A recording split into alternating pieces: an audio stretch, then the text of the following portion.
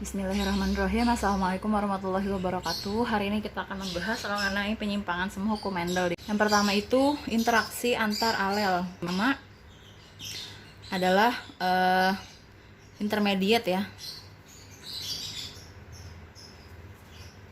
Kita sudah bahas sebelumnya, ini sudah saya singgung, yaitu dominansi yang tidak sempurna, di mana seharusnya satu gen yang dominan akan menutupi gen yang resesif, tapi ini pada kasus ini gen dominan tersebut tidak menutupi secara seluruh gen resesif, sehingga ada yang namanya sifat campuran.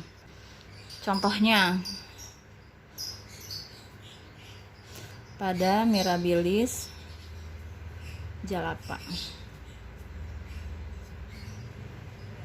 Nah, diketahui orang tuanya atau induknya adalah parentalnya, ini parental. Air besar itu adalah merah. Air kecil itu adalah putih. Silangkan ya. Putih. Nah, harusnya kan kita ambil gametnya, berarti kan karena hurufnya sama berarti air besar, ini air kecil. Ketika dikawinkan, maka anak yang pertamanya adalah, keturunan pertama adalah air besar, air kecil. Seharusnya adalah merah, tetapi karena kasus ini disebut dengan kasus intermediate atau kasus campuran atau dominasi yang tidak sempurna, maka warna yang muncul adalah warna merah muda atau pink ya. Nah, seperti itu ya, ini disebut dengan kasus intermediate. Selanjutnya adalah kasus yang disebut sebagai kodominan ya.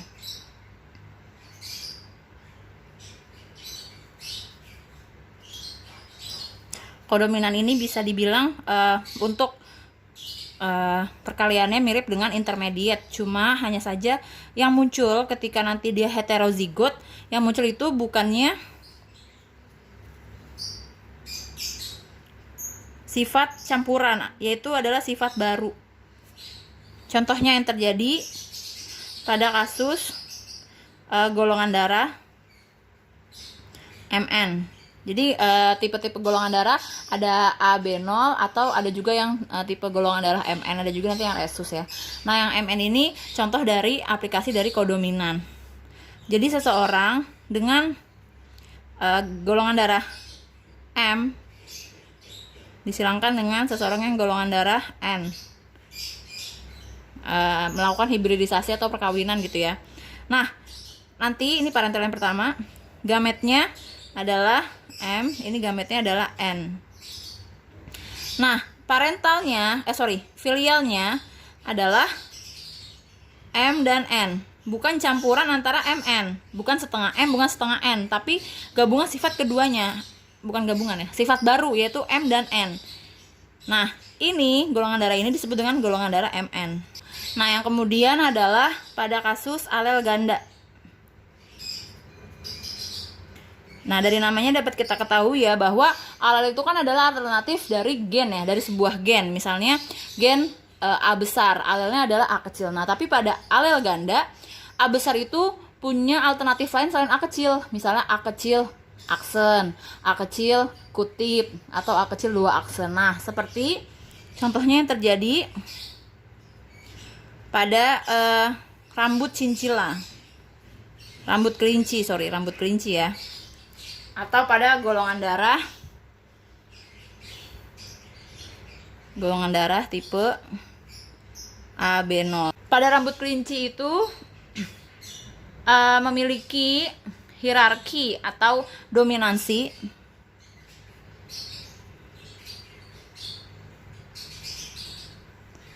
rambut kelinci. Nah, yang pertama, C besar itu lebih dominan terhadap C kecil CH. C kecil CH lebih dominan terhadap C kecil H. C kecil H lebih dominan terhadap C kecil. Nah, ini hierarkinya ya. Jadi, fenotip yang didapatkan nantinya adalah ketika ada huruf C besar, mau itu temennya C besar juga, atau C besar C kecil CH, atau C besar C kecil H, atau C besar C kecil, maka yang terjadi fenotipnya adalah abu. Kemudian jika memiliki genotip C kecil CH yang homozigot, C kecil CH yang homozigot, maka warnanya adalah cincila. Disebutnya tipe cincila. Nah, kemudian ketika memiliki genotip C kecil CH, tapi bukan dengan C kecil CH lagi, tapi misalnya dengan C kecil H atau C kecil CH dengan C kecil, maka fenotip yang keluar adalah abu muda. Ketika nanti C kecil H, ada C kecil H di situ, biarpun dia dengan C kecil H juga atau dengan C kecil C, nah ini disebut dengan Himalayan. Yang terakhir C kecil. Nah ini hierarki atau dia paling resesif ya.